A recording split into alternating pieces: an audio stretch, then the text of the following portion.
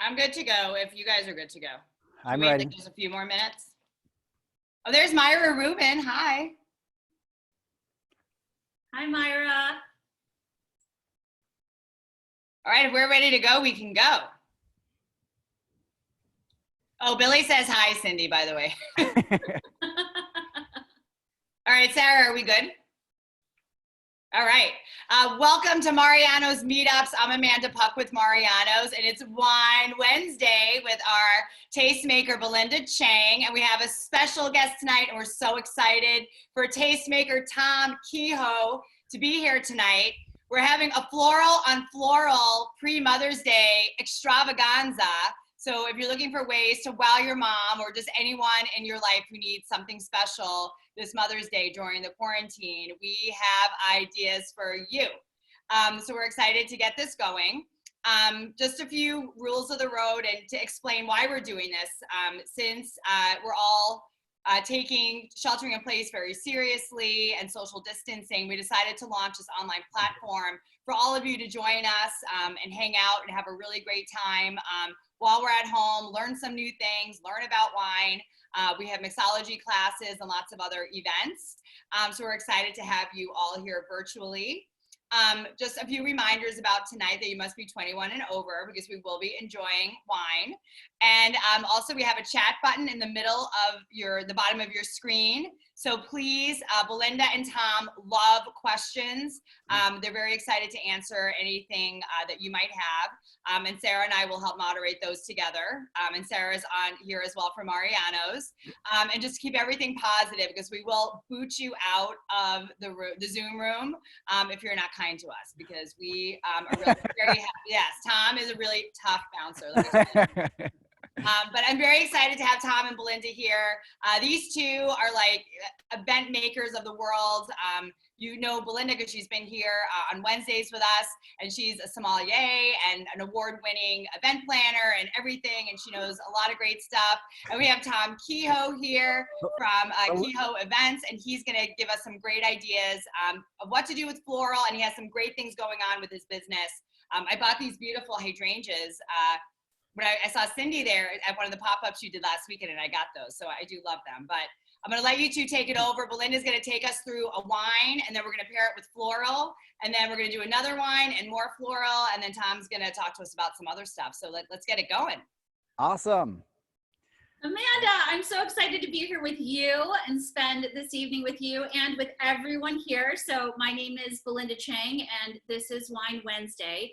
And every Wednesday, Amanda and Sarah and I try to come up with a fun theme so that we can drink with a purpose. Not just for drinking's sake. So we have two different wines today, and they're both selected because I think they both have floral notes. So a lot of people will buy a wine, turn to the back label, like for this J Pinot Gris, which is the white that we had on the list today, which I hope some people are tasting, or I hope you're drinking whatever is most delicious to you. So this is a Pinot Gris that comes from California. When you look at the back label, what they say is, in this wine, you will find layers. I don't know who writes these things. I don't know what kind of degree you need to have to write these tasting notes, but I mean, I wish I'd known about this job. So it has layers of kaffir lime, green pear, pineapple, and they are complemented by hints of white flowers and minerality. So over the last couple of weeks, we've tasted a bunch of wines together, and hopefully you found some new things to taste or revisited some wines that you've loved before and maybe some styles you've loved before. So with every glass of wine, especially since now we have a little bit more time and we can relax a little bit after the workday because there's nowhere else to go and there's not many party invitations for us to accept, I think it's really great to take a moment to enjoy the wine with all five senses. So if you have a glass of white wine, I would ask you to lift that glass and then bend it or tilt it just a little bit away from yourself and take a minute to look at the appearance of the wine, because we learn a lot from just looking at the wine and then smelling the wine. And of course, we learn a lot and get a lot smarter when we taste a lot of wine. But this particular Pinot Gris comes from the grape, which also makes Pinot Grigio. Those are the same grape, but different names. And it actually has a skin that's a little purple. on the outside. So when you look at a glass made from that grape, you find a little more concentration in the color than you might from a wine that's made from a grape that's a little green. So if I were to tilt this away from myself and kind of look at it against a white background, I would say that there's, you know, yellow notes, green notes, and a little bit of concentration in the color. And that can kind of foreshadow what we're going to smell and what we're going to taste. We talked about this last week, and at other times you can give that glass a little swirl. So when we're allowed to go to cocktail parties again, you'll look very chic, you know, pinky up or pinky down. Both are completely acceptable in my book. You give that glass a little swirl and you add some oxygen into that Pinot Gris, and then you can watch these teardrops or these little tears kind of sheet down the side of your glass and sort of see how much alcohol there is in the wine. I don't know about you, but I'm voting for lots of alcohol. I'm ready. I'm ready to get my buzz on. So really thick tears that go very slowly down the glass will tell us that there is a good bit of viscosity and a good bit of alcohol in the wine. Not looking too bad. I mean, this Pinot Gris is from California, where the grapes get to bask in the sun, and you get a good bit of concentration and ripeness and sugar, which converts into alcohol. So this is a white wine that's a little on the higher side. White wines are generally from 9% alcohol, and at the very high end, about 11 or 12. You can have red wines like Zinfandels that are very rich, go up to 15. But you know, that's almost like vodka in a glass. But I'm not happy about that. So for this Pinot Gris, I'm going to give it that swirl, and I'm going to put my nose in. And I'm also really enjoying these beautiful flowers from Mariano's and plants. We've got lavender and gardenia, roses, lilies, and I have some rosemary too that I bought from the store because I love to have that in arrangement. So I love to kind of get inspired by the aromas of all these beautiful flowers and plants and see if I can find them in the glass. Remember that tasting note? It said kaffir, lime, and pineapple, and also white flowers. So if you have a Pinot Gris or a white wine, I would invite you right now to put your nose in and see if you find any florals or herbs. So if you're trying to see if the aroma sort of matches one of the flowers, this might be kind of sacrilege, but you kind of scratch your fingers along the flower and then smell your finger if you don't want to put your nose straight in. And that'll give you kind of an elegant version of the aroma in the flower. And then you can put your nose in. I just saved you $250, by the way. There's those tasting kits called Lemonade, where you can smell all the different aromas that you can find in a wine and then try to find it in the wine. I mean, that's a fun game, but I like to do it this way better because then I end up with beautiful flowers and all kinds of arrangements. But the lily in particular, that kind of white floral aroma, I find echoed in this glass of Pinot Gris. So there are a lot of floral and herbal aromas to be found in great sort of complex, well-made wines. And I definitely love when you can find white florals. And I think that's really fun. So I'm going to taste it now. I mean, you've been watching me. I've been tasting it for like the last half an hour. So I'm very ready to talk about the wine. But what we like to say when this happens, you taste it, after having spent a little bit of time evaluating the aromas, I'm going to definitely say that for this particular wine, the J Pinot Gris from California, the palate confirms the nose. So some of that pineapple and sort of like lime skin and lime leaf. And I haven't eaten a lily lately, but I definitely get some of those perfumes. They're delicious. Thank you. Tom knows. I mean, Tom spends more time with flowers than me. It's delicious. I believe him. So it's really fun when those aromas that you get as you're just sort of, you know, really appreciating the nose, we call it, of the wine, are kind of echoed as you taste. But as a lot of people know, when you taste things, you're also getting the aromas, and that sort of influences the flavors. But Amanda and I were saying that we haven't had this style of wine in a long time, and we drink a lot, so it's really fun to revisit. So if you're a Pinot Grigio lover, if you love Santa Margherita or some of the Pinot Grigios that we see all over the place, this is a totally different expression of the same grape. So Jay, the winery in California, chose to label this Pinot Gris, not Pinot Grigio, because a Pinot Gris is inspired more by that beautiful village in the northeast of France called Alsace. So it used to be owned by the Germans, and then the French, and then the Germans, and then the French, and the Germans. I think it's owned by the French right now, but it's that place where all the homes are pastel colored, pink and blue and yellow, and gorgeous backgrounds that you don't have to have as virtual. They really are live, beautiful backgrounds. And they make Pinot Gris or Pinot Grigio in this style. It has a little more texture, it's a little richer, it's a little more spicy, it's a little more ripe. And here's what's really cool is that in Alsace, they drink a ton of white wine. I mean, almost more than 90% white wine, and they drink it with meats. So if you go to Alsace, you'll have a dish called a tarte flambée, which is this delicious thin crust Frenchy pizza with bacon and caramelized onion and cream.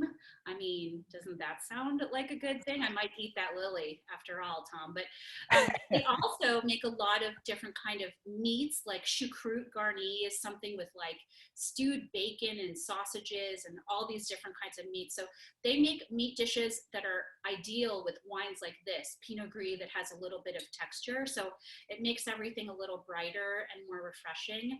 And I think it's really fun. So if anybody has this in their glass, I hope you really love it. And if you don't, I hope you will go to Mariano's or put it on your click list and try it, because it's an amazing food wine. And for your roast chicken, it's going to be perfect. For your vegetable pizza or your bacon and onion and cream thing, it's perfect too. So it's a really food-friendly wine. And just so that we get ahead, I know we're going to turn everything over to Tom in just a minute, because he has really beautiful and fun things to tell us about. The red for today is also a wine that's really perfumed and aromatic, and we'll talk about the florals in this red. So if you have it, go ahead and pour it for yourself, because you should definitely play with it a little bit.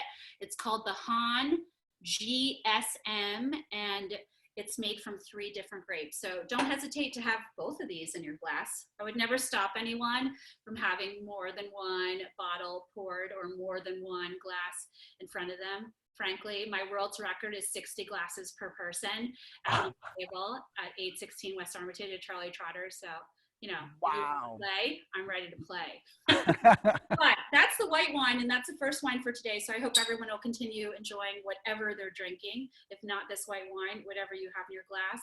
And Amanda, should I turn it over? Yeah, Tom, we're excited to see what you got over there. Wow. Well, that was amazing. I totally learned something I've never known about. So thank you so much, Belinda. You're always like a wealth of information, truly. But we were inspired by your direction and picked up, you know, with Mariano's in the garden department of, you know, the gardenias for the scents and the lavender, and just really thought this would be perfect for Mother's Day, and everyone needs to get pampered. And so we teamed it up with our great spa night, you know, for events to go and being able to treat your mom. This would be a fantastic gift this week. And we've got our beautiful model here, Joey, who's showing you what a great spa night is. And, I love that. yeah, everything from a beautiful scented oils of bergamot, a clay face mask, some journal to just do your thoughts and clear your head and make some goals, and some awesome slippers. And then just some fun, this is my favorite part. These guys are coloring postcards so that you get some colored markers to go with it. It comes in the package, and you color and doodle, and then you have postcards that you can send to your friends, which we all need to right now. We need to keep in touch, and it comes with the stamps. And just color, doodle, tell people you love them, you miss them, and you can't wait to see them again. So something fun to interact with. And then the best is the Mariano's chocolate covered strawberries. So yes, look at, isn't that so good? So Joey, do you want to eat one? We are going to be dipping those in the stores, I think starting like today through the weekend for Mother's Day, and they're going to come in packs of 6 or 12. Belinda and I, in our 6-pack, there's already some missing. We don't know how it happened, but they are. But they are a favorite for all sorts of holidays, but I think it's a good mom day treat. Can I ask some questions, Amanda? Sure. So Tom, can you tell us when you get sort of like a potted lavender or something like this, what are any tips or tricks for keeping it alive, or should we do anything else to the set up for it, or does this go straight in the window? It would actually be best right outside of the window, not, keep it out of direct light, and water it about once every 5 days, and start off really light and then go a little bit heavier as it adjusts and gets settled to your environment and figures out how warm your space is.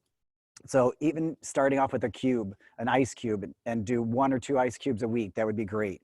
Ice But cubes. yeah, Wow. that's a great way to water your plants so that you don't overwater. And so and then stick your finger in the soil, make sure it's dry or wet before you water, because you never want to overwater. So the lavender, it needs the bright light, but indirect. And then the best thing, just enjoy, like you were saying, you can clip it, work it into your recipes, work it into a bath or some face soap, right? Or just do some fresh cut stems right by your kitchen sink, just to take in that aroma is awesome. And then, one thing I love is you can walk by the plant and literally, just like you were talking about earlier, pinching the plant. Yeah, just you grab it, you can smell it, you can, rub it onto yourself. It's just a wonderful, yeah, exactly. And it's a wonderful herb that you can really enjoy in so many ways. I think it's cool because Tom, I actually, the highlight of my day yesterday was meeting Tom at one of the stores to go through all the, it was so fun. It was fun to see him at 6 feet distance.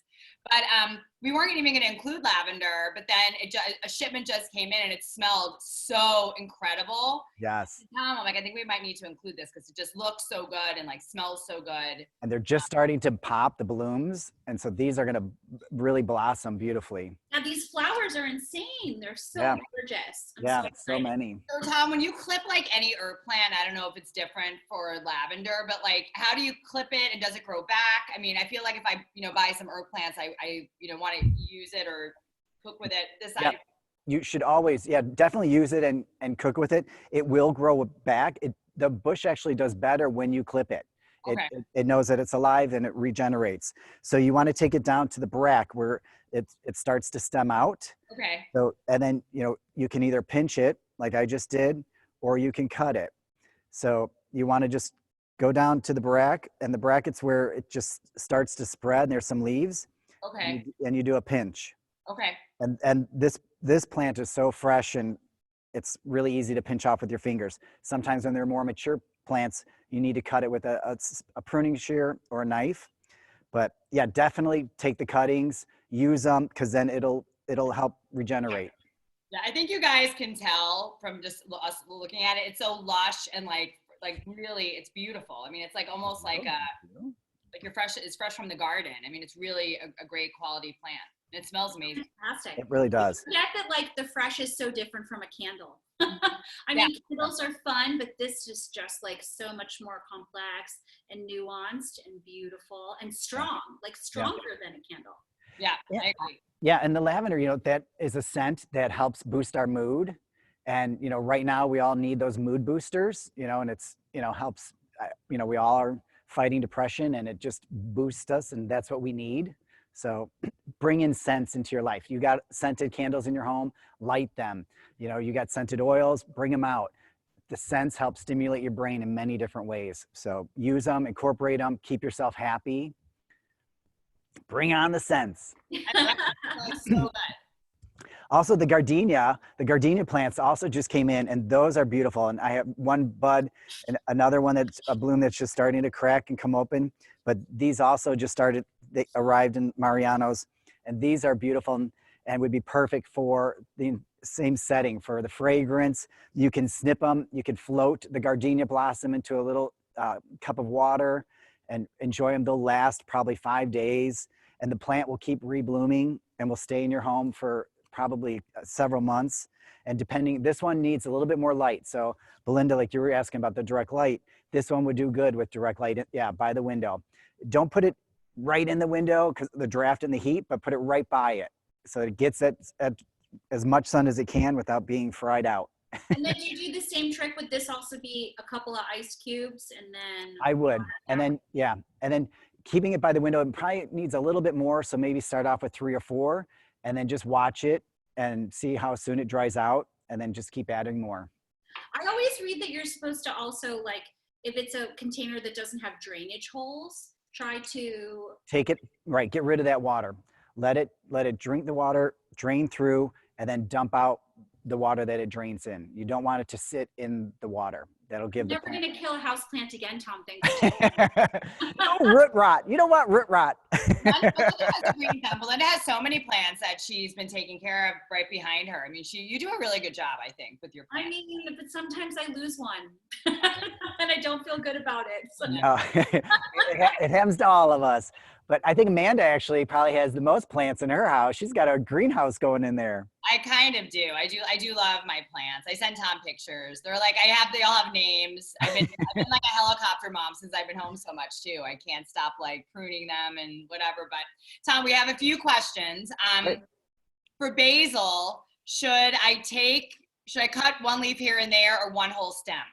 One leaf here and there. Better to pinch it from different spots. And yeah, once your plant is mature and fully blossomed, then you could take a full stem. But when it's starting out, it's better to do here and there. Okay, so when I get mine this weekend, I'm kidding. Yes, exactly. Come on, we're ready for you. I know Joey's there. I'm like, don't forget about my fig plant, Joey. And then how do you know when to repot a plant? My mom actually just repotted like 5 or 6 plants at our house. And I will say they're doing so well. Like, I mean, they needed like a little zhuzh or something, but how do you know like when to repot a plant? You want to repot a plant about once a year. And you can really see how dense the soil feels because it grows. And once you repot it, the root system will expand and the plant will also grow. And so you want to control your growth, knowing your space. So if it's at the size that you want, then keep it in the grow pot that it's in. But if you want to continue to grow the size of the upper bush, repot it, give it fresh soil, fertilize it, and it will continue to grow.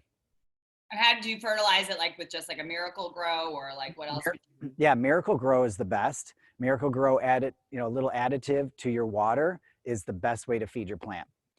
Or you've seen those grow sticks that you can put into the soil and they dissolve. Those work as well. Or a little, but I like the fertilizer mixed in with the water, so it dilutes it a bit. It's not too heavy. And I think Belinda and I both have a snake plant. Don't you have a snake plant, Belinda? Is it? I feel like I need to repot mine because it's so tall, but do they like to be in that little space? They do, but you want to make sure that the foundation is solid because they can get top heavy. And so even if it stays in a similar size, maybe go a little bit taller. Okay. Stay in the same diameter, but give it a little bit height. So let the roots continue to grow so that it can continue to go vertical. Okay, cool. Okay, those are all the questions I have for now. Does anyone else have any other questions? Cool. Amanda, should I talk about the red? Sure. So before Tom shows us his next vignette, we chose a red that's made from 3 grapes today because this is one that I always find to be quite floral. So this is from a winery called Han in California that's been there for quite a long time. And it's called a GSM. So that's a fun one to kind of throw out when you're in the wine shop or the next time you're in a restaurant and you're like, hey dude, got any GSMs on the list? And if they know what they're talking about, they'll be able to respond. So G stands for Grenache, which is a thin-skinned grape that's a little like Pinot Noir, and you see it grown in a lot of different parts of the world. It loves hot weather. It likes something warmer, more light. Kind of like my Gardenia, but maybe more than the Gardenia would like. S stands for a grape called Syrah, which probably a lot of people have had a Syrah-based wine, or if you've had Shiraz, as they say it. I don't have a very good Aussie accent, but I think it's Shiraz. Shiraz? Yeah. Shiraz. Or Syrah, if you're from another part of the world. So that is a very thick-skinned red wine grape that tends to make big, rich, full-bodied styles like Cabernet Sauvignon and Plus Plus. And then the M in GSM stands for Mourvèdre, if you want to say it with a Frenchy accent, Mourvèdre. They also say it in Spanish, Mataro. So there are a lot of names for all these different grapes, even though a rose is always a rose. So with grapes, you have all these different grapes that add a different contribution to a blend. And GSM is a very common blend. You find it in Australia quite a lot. And you also find it in California quite a lot by a group of people known as the Rhone Rangers. I should have staged a cowboy hat, Amanda, I forgot. But Did you Rhone Rhone, Rangers are Rhone considered Rangers? Rhone Rangers, they call them. I'm sure Tom has a cowboy hat somewhere in Right? You might have it somewhere. Yeah, cowboy hat, some boots. Yeah, so the Rhone Rangers in California, Han included, were considered just a little crazy because they were planting these crazy grapes, Grenache, Syrah, and Mourvedre, when everybody in the US and around the world was really excited about things like Pinot Noir and Merlot and Cabernet Sauvignon. People didn't know these other three grapes, and it sounded a little wacky to plant them in California. But it turns out that the soils in California in many different regions are excellent for these three grapes, and so these blends can be a lot of fun. So if we do the same exercise with this red as we did with the white, and we just sort of take a peek at the color, I mean, it's quite dark and concentrated in the center of that circle, almost inky, although it is not quite opaque, we can still read through it. And then the interesting thing here is to look from the center of this circle to the outside to see if there's any variation in the color. So sommeliers and wine geeks love to, sit at the table with their noses up in the air and pinkies out and talk about, oh, I see a little rim variation with a little fade to pink and a watery meniscus. Do I sound like any of your friends? No? Very much. A lot of my friends sound like this. I mean, I'm not really my friends, but they sound like this. So what that tells us, that little pink part on the outside can tell us that the wine is pretty youthful. As it ages, that pink will age and turn into other colors, and it can even turn orange in some cases. And that'll give us some clues as to the age of the wine if you're doing one of those blind tasting exercises. There's also a little bit of kind of what we call a watery meniscus. So if you remember high school chemistry, the meniscus is sort of that outer layer, and that can give us some clues as to how hot it was in the year that they harvested the grapes, and all kinds of geeky things can happen just from evaluating the appearance of the wine. But let's get into the nose because we're talking about florals and beautiful scents today.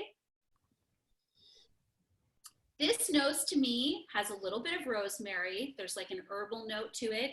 I think the lavender is also there, kind of like a purple flower thing. So I'm rubbing my lavender leaf and getting a little shot of that. And I find a note of that here in this wine, in this GSM from California. And maybe, but very faintly, we have some beautiful roses from Mariano's here today. And I get just a hint of rose or a purple flower in this wine, which is pretty common, particularly when these three grapes are grown in the south of France, in places like Châteauneuf-du-Pape, or in that gorgeous area called Provence, where there is lavender planted everywhere. It's definitely sort of a hallmark of what you find in the wines that are grown in those regions. So I think this is a really fun one, because typically when people are describing wine, they're describing different kinds of fruits and berries. But when you find the herbs and the flowers, I think it's really, I don't know, Tom, maybe it's mood elevating when you find those notes in a wine as well. And I think it's really exciting. And I love when the notes sort of echo what's going on. And it takes you back to your memories of those lavender fields, right? I love the lavender fields. I want to be rolling around in the south of France right now. You and me both. Take me with you. This wine, after you taste it, after getting all those beautiful aromas, it's kind of a medium-bodied red. It's not too over the top because the Syrah component doesn't add a ton of tannin, but the Mourvedre gives a little, we've talked about this before in another Wine Wednesday, like a sauvage, savage, or animal, stinky. I think is very pleasant. And, people are firing up the grills. Someone had a grill going already, and I think any foods that get some grill marks, like a little bit of char, are going to be delicious with this wine. And any sort of dish where you'd want to add a little bit of an herbal component, I think you'll get a little bit of herbal component in the wine that will add to the dish when you match it up. But I think, Amanda, I don't know what you think. I respect your palate very much. And sometimes you don't love my choices, and that's okay. I love all of the choices. This one, to me, I like it because it's very light in style. I feel maybe it's one of the wines that we've tried that's much lighter than like the Decoy we had last week and some of the other ones. Definitely get like a fruity, light, floral. It definitely is not like a heavy wine, which I like. And I think this would be great with grilled meat. Billy and I are having spaghetti and meatballs tonight. I think this might go well. That'll work. That'll work. Tomatoes and red wine is a really good match. No, so this is a really great one. I think it's easy drinking. And also, if you're going to be drinking it by itself and not with food, I would give it a little more chill than you normally give it, because that makes any wine, especially red, a little more quaffable. I love reds with a little more chill than any restaurant really serves them. But I just think this in the glass, like, life is good. It's gonna be beautiful. It is like a dark purple. It's much darker than some of the wines that we've tried, like the color, but you're right about the meniscus. Like, you can see it gets lighter as you get to the top. I think this is great, but I love the grilling idea. I think this is a perfect like grilling wine. Yeah, and it's like, it's oddly fresh, even though it's also kind of peppery and it has a little bit of tobacco. It's very complex. And so people who love Chateauneuf de Pape, which is a wine from the south of France, will love this one, a New World version of that. Or, you know, if you spent some time in the south of France and like rolled in the lavender, you'll find that experience. We all have a date like soon when we can. Roll in the lavender. Sounds great to me. Can I ask a question? Yes. So I love the red wines. What is it that sometimes certain red wines make me a little sleepy? Yeah. So, well, alcohol one, tannin. Hello. Yeah, it's also a very contested, hotly contested element in wine element called sulfites.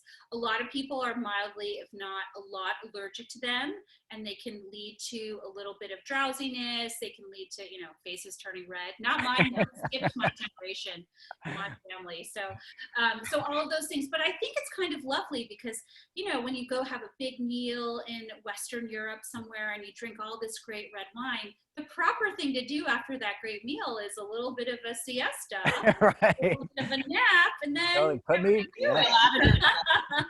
so, you know, don't be worried about that. I would say if you want bright, refreshing, then and not have to nap after, although, I mean, a nap is such a great luxury. I'm a napper. You know, I love napping. Right? I mean, champagne and all those wines that are brighter and higher toned and have a little more acidity and are a little more refreshing will help you avoid the nap. But like, who wants to avoid the nap? Right. Well, I enjoy it because I love a nice heavy, you know, red wine, and I purposely pick them at night just for, you know, help me sleep and help me chill out. Exactly. It's put me down. Yeah. It's nice. I think it's so fun. So that's the red for today. If anyone has any questions, you can pass them along to Amanda, and I'm happy to answer them. But I love it. Two really fun ones. And, you know, to answer the question about florals in wine, there are many wines and many sort of great varietals that typically express a little bit. And there's also famous stories about vineyards. You know, a lot of vineyards all over the world will plant roses at the ends of the rows, because roses are typically great indicators or warning beacons for any kind of disease. You could probably speak more to this, Tom, but I know that a lot of my winery friends, and in Alsace, they have roses planted everywhere, because if there's any kind of potential problems in the vineyards, those problems will attack the roses first. They will. They have a chance to save the grapes. So it's a great tradition to have flowers planted with grapes. Yeah. We should say save wine, plant roses. Right. That's right. Yes. Alessa wants Tom to know, if you just drink more water, you'll be fine. That red wines have more alcohol than white, so stay hydrated. So that's good advice. Okay. Thank you. I mean, if you want. If you want. And then Sharon says, Tom says he gets sleepy, but Sharon asked, like, what might give you a headache? Is it the sulfite still in the wines? Sulfites typically, yeah. And just, I mean, alcohol. We were not meant to drink tons and tons of it. And your body has to work a little bit to process that, alcohol and carbs. Ooh. So, you know, just everything in moderation and in balance, and you will be just fine. And then Kathy Santelli, I'm sorry if I'm mispronouncing that, but she once went to a Han dinner and she said it was awesome. It was amazing. Really? Yeah.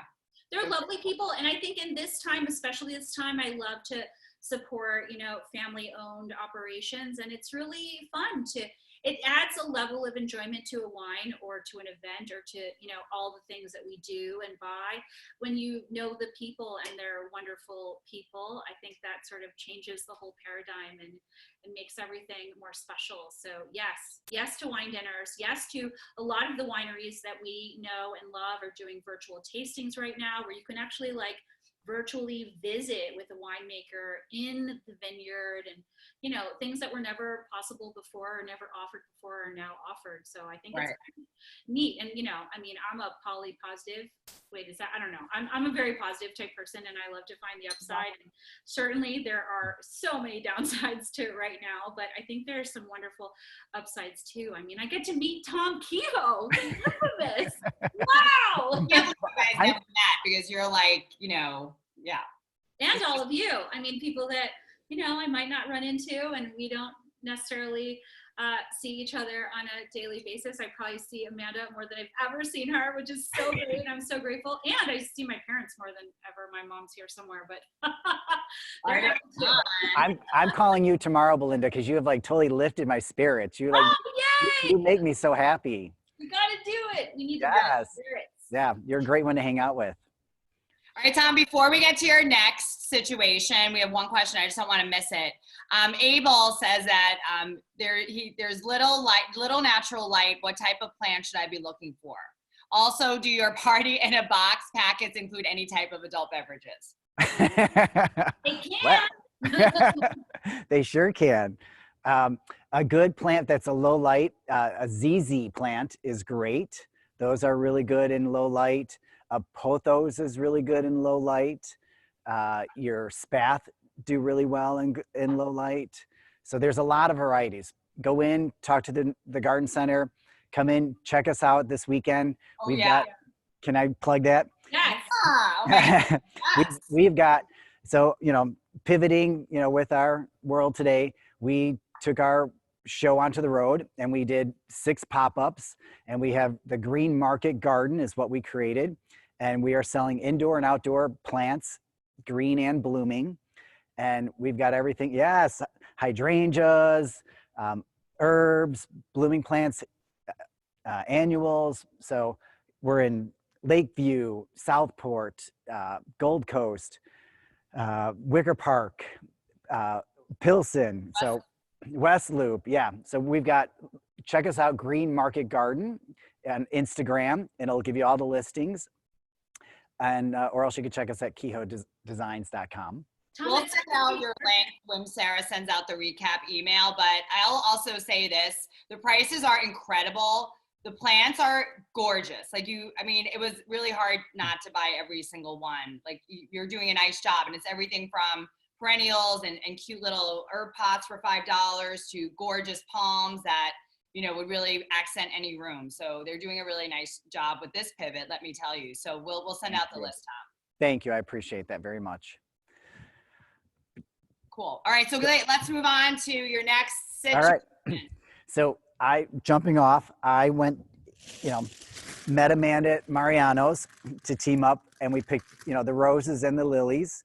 And so these are beautiful colors and fragrance that go along with Belinda's wines.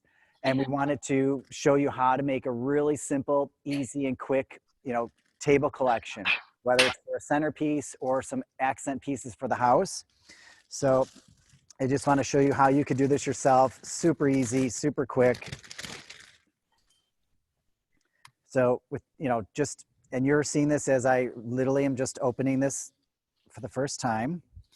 So we are just going to take our roses and we're going to split them. And I pulled a couple stems to go with a couple real simple household containers. This is actually just a drinking glass, like a cut glass water or a rock glass. It works real well. A standard vase that you should probably have in the house. And then of course, just for a little fun, a nice whiskey bottle. That everyone should have a whiskey bottle, and if it's almost done, this is the perfect reason to make it into a vase. Finish that off. People, everyone here has a whiskey bottle.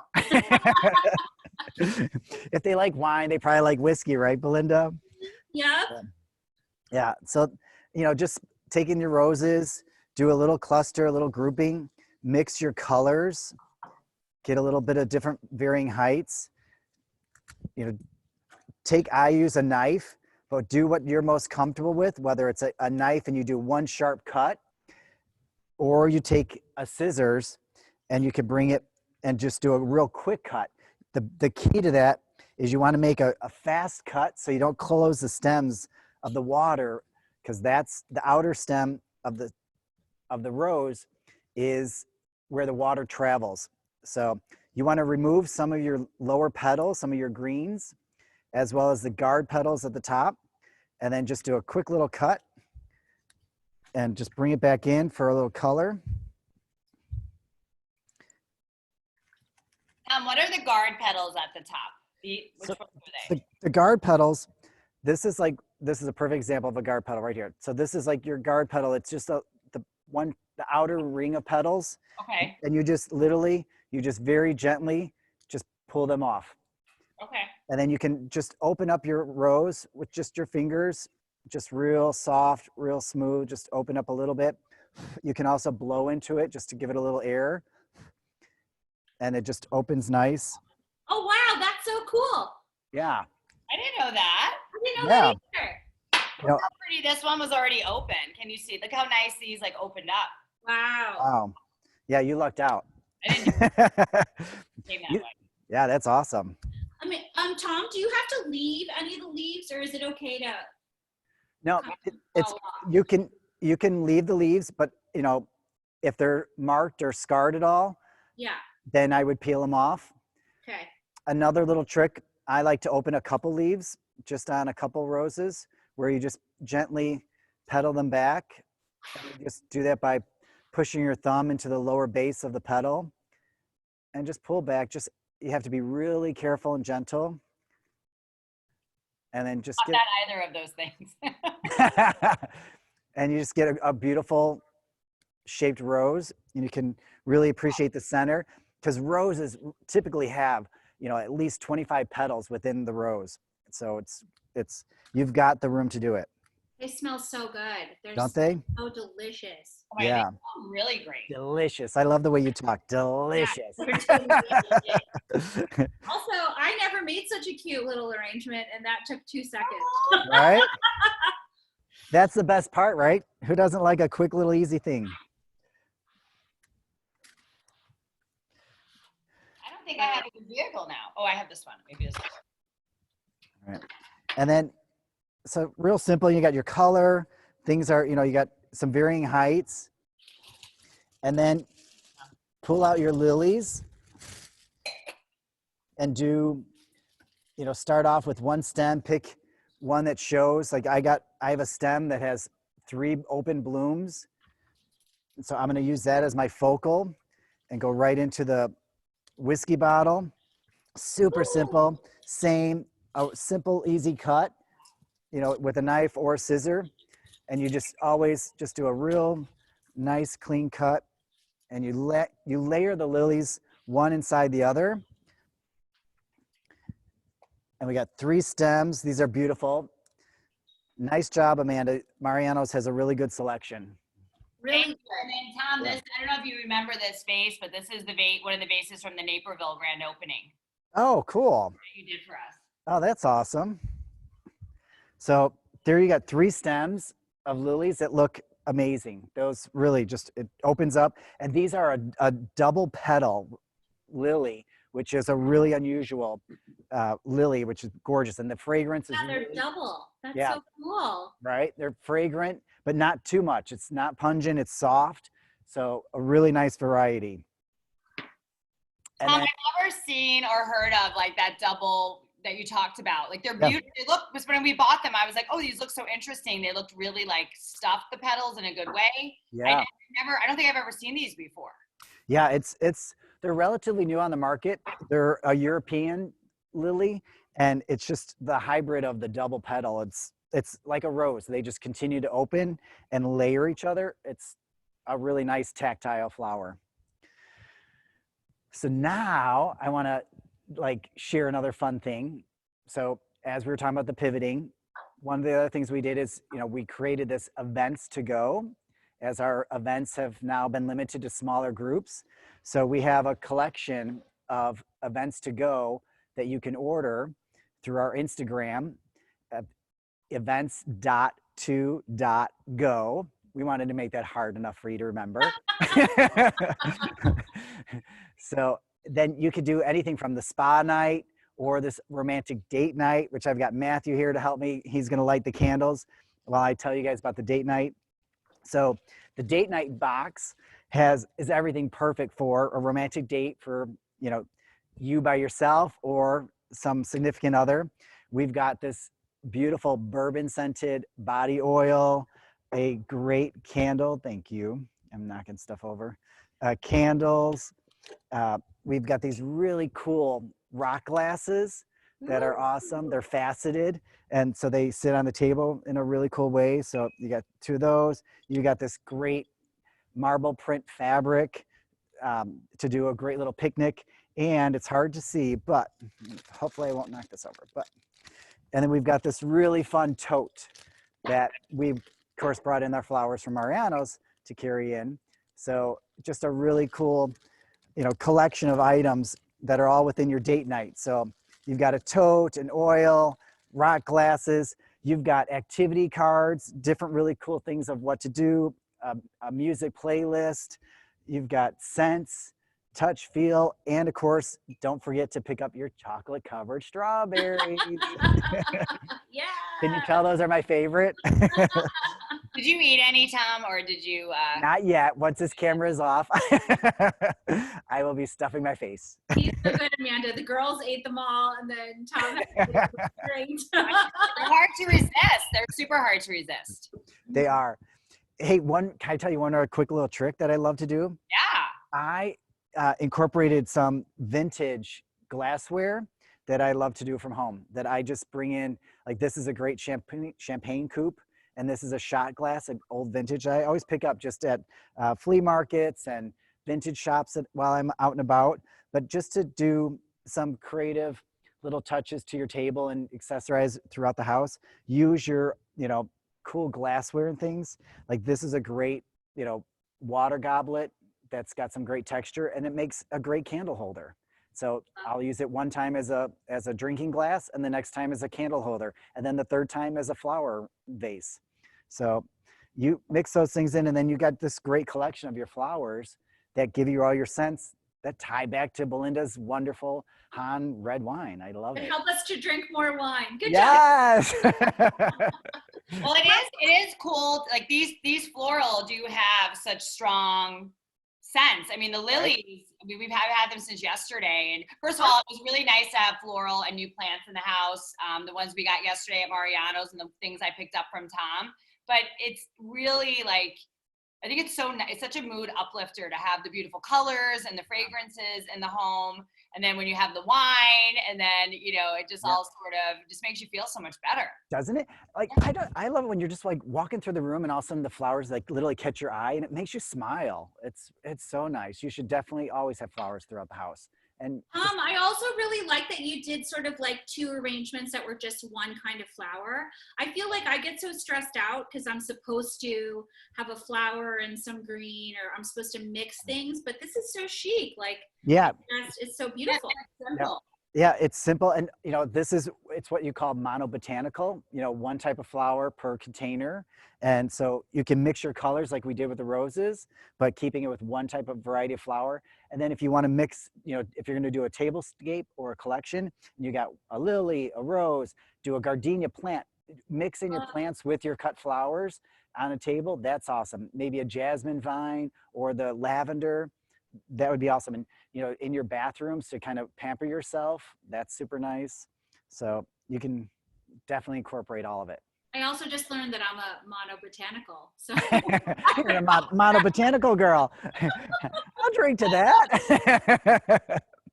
And they go so well with the kit. So like perfectly paired between the date night, romantic for mom, and then having the beautiful like potted plant. I mean, it's cool how both kits go really well with the floral selections.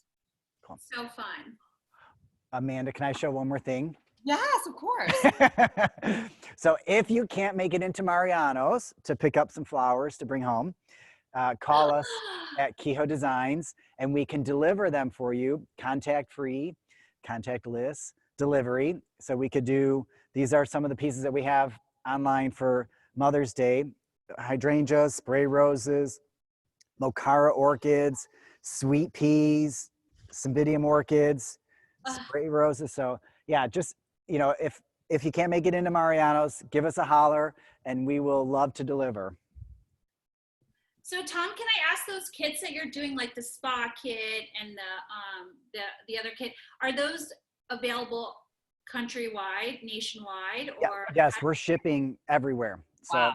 you need it, we can ship it. So everything, and and we also have a Fiesta box, and we have literally 27 more themes that are coming out. We just rolled out 3 themes this week, and we're gonna roll out continuous, great themes. We're gonna have them for weddings, like the spas. Someone had ordered for all her bridesmaids, and so that's great. They're gonna do a spa night for all the bridesmaids, and that'll be really fun. Everyone's doing it virtually. You could do a virtual party and have, everyone on Zoom like we are tonight, and then send out the boxes ahead of time, and then everyone's experimenting and having the dinner and the wines and everything together, and it makes it really fun. And then you're like having a party together. Yeah, like the celebrations don't have to stop. Like, No, let people we got to come keep them help going. you. Exactly. Yeah. I love it. Yeah, So and we could do all custom. So, we got to do a really fun Cinco de Mayo for a really fun client, and within their household, there's 4 of them, and we sent them 3 big boxes of all Cinco de Mayo things, and they decorated their whole house, and it was amazing. And they sent pictures and really fun things. So call us for any type of thing or what you're thinking of, so we could do it. I love that. The celebrations don't have to stop. We can still celebrate in place. This platform has definitely offered Zoom, of us all to be together.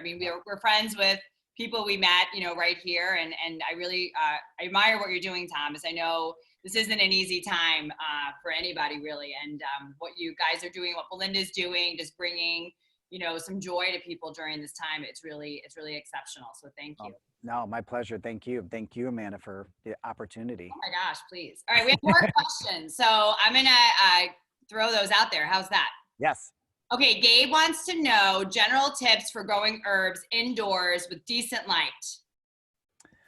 General tip would be to water frequent, watch it, so that every 2 to 3 days you're checking the soil, because herbs can dry out on you really fast. Mist it as we are going into the summer and our air is becoming drier. Mist it with a little spray bottle, give it moisture onto the plant as well as water the soil. Okay, so those are good. I love those tips because I have some herbs now and I'm getting more this weekend. Can't wait. Myra loves the Green Market Garden. She stopped by and she's gonna pick out her selections this week. So she's excited to come back. Thanks, Myra. Thanks, Myra.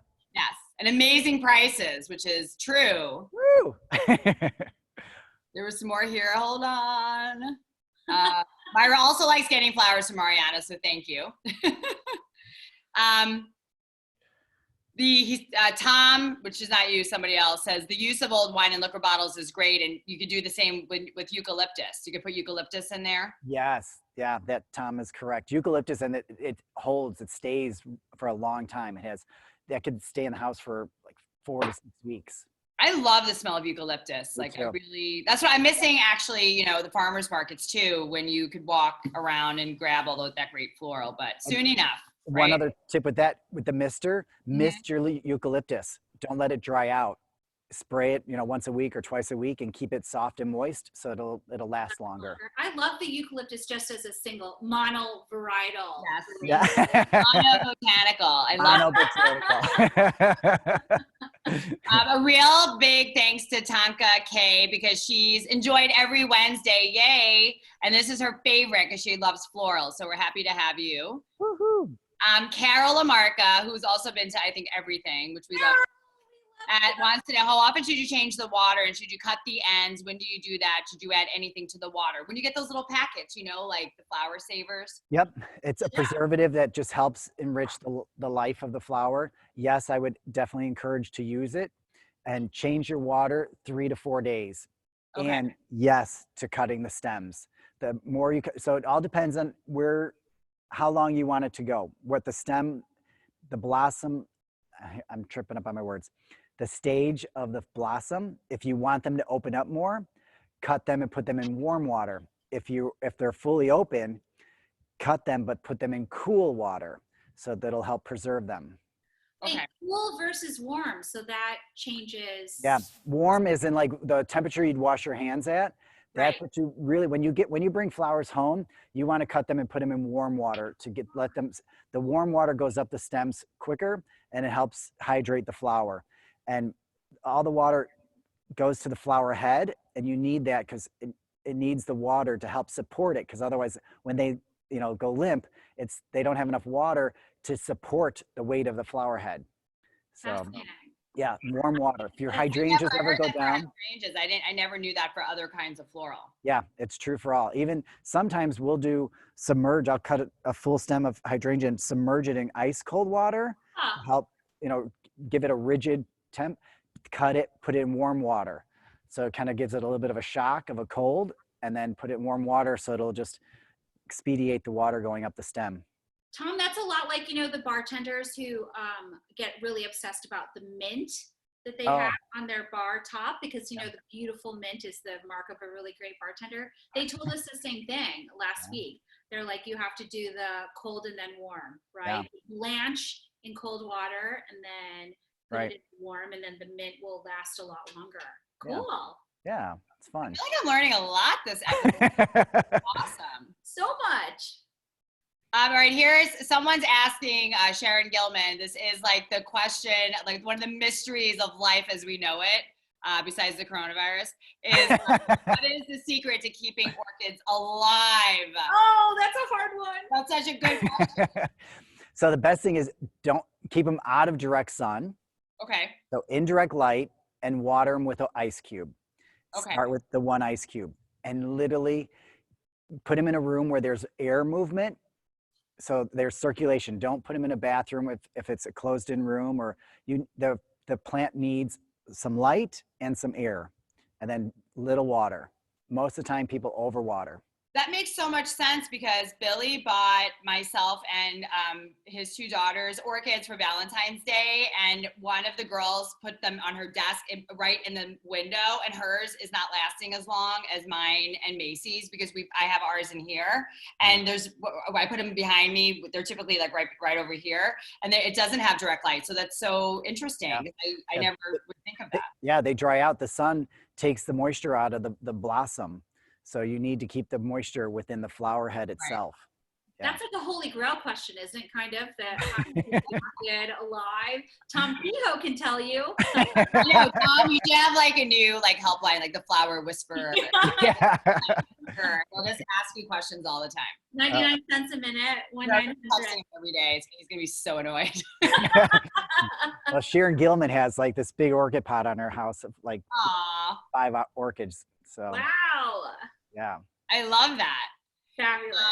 Myra asked, do you think sugar in water helps to revive, I'm assuming, flowers?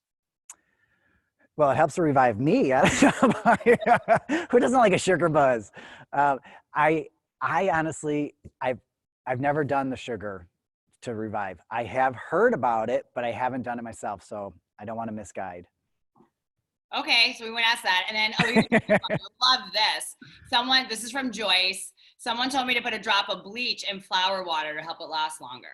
The bleach it will work. Just a tiny, tiny drop. It actually kills the bacteria in the water and keeps your water clean, which just eliminates the fungus that the flower is drinking. So it does help elongate the flower head, but not something I would highly recommend. And if you do, really small amount. Because too much, done. Right. So you would suggest like frequent changing. Yep. Clean out your vase, rinse out the vase, change the water, and do a fresh cut every 3 to 4 days. It's like what we all like, Right. A little bath. We all want a clean bath. What about putting flowers in wine? Does that help them last longer? Makes them happier. I consider myself a flower. I'm great in wine. Just makes you smile more, right? Yeah. Totally. Yeah, absolutely. Definitely, the flowers brought a smile to my face, and being with the two of you and everyone here always brings a smile to my face. And we don't really have a lot more questions, but I know Tom got to speak about the pop-ups that are happening this weekend, so we're going to send out that information and about his kits and everything, and you can follow him at Kehoe Designs. And also, Tom, what's the at Green City Market? Green Market Garden. Green Market Garden. Green Market Garden. Great. I followed up with comments, and Joey was on camera earlier, and I'm always like emailing her or messaging. Come on, Joey, come see me. Great stuff. Thank you, Cindy. Green Market Garden. And Belinda, you have so many great things going on too, especially with your event on Sunday. So you should tell everyone about that for sure. Well, I see a lot of familiar faces from Sundays, including our director, Gabe, who asked some great questions. He is part of our production team for virtual boozy brunch. So we've been doing that for 8 weeks now. And every week we've changed the time. It's now noon Central Time. Everybody can come for free and hang out. And we have super famous chefs, super famous bartenders, super famous winemakers. And we have all the links posted so that you can make the cocktails with the bartenders, cook along with the chefs, and do everything that we do, and we do it together on a Sunday afternoon. So we would love to see anyone who hasn't joined us before at Virtual Boozy Brunch. This Sunday we're doing it, even though it's Mother's Day, but bring your mom. We're gonna be making Bernays and croque monsieurs and drinking all kinds of great wines with the Mathiasons from Napa Valley, who are really well known and super fabulous. So we can roll in lavender in Napa together on Sunday. Can't wait. And Belinda, they are so fun to be part of. It's a great community of people, and everyone likes like this. Everyone loves to participate and learn something new and, you know, kind of follow along. So it's definitely a very fun thing to do on a Sunday. So make sure you check that out. And I have one more question for Tom. Does the palm leaf pajama kit come in the spa package? That's a Joey special. I love it. I mean, it's awesome. I love it. Those kits are so cool. I mean, it's just a nice thing. Like right now, a lot of birthdays are happening and significant birthdays and anniversaries and events. And that's a nice way to really, you know, do something special to make it special for somebody. So Cool. very Well, thank you. No, we love it. We love the opportunity to do something fun. awesome. All right. Well, I think now, sadly, we're gonna sign off. Tomorrow, Sarah and I are gonna be hosting Matt Janota from Hornitos Tequila. We're gonna continue the fiesta along for Cinco de Mayo week, and he's gonna make Paloma and a mule with tequila, so we're excited about that. And then we have live music on Friday, and then we start up next week, and we're very excited to see all of you. Everyone, please stay safe, shelter in place. I just wanna say hi to the Kims again, because I love seeing them. And we'll all talk soon. Thank you guys so much for everything. Stay safe. Cheers. Thank you so much. Cheers. Great job, Belinda. Thank you, Amanda. Thank you, Amanda. Love you guys.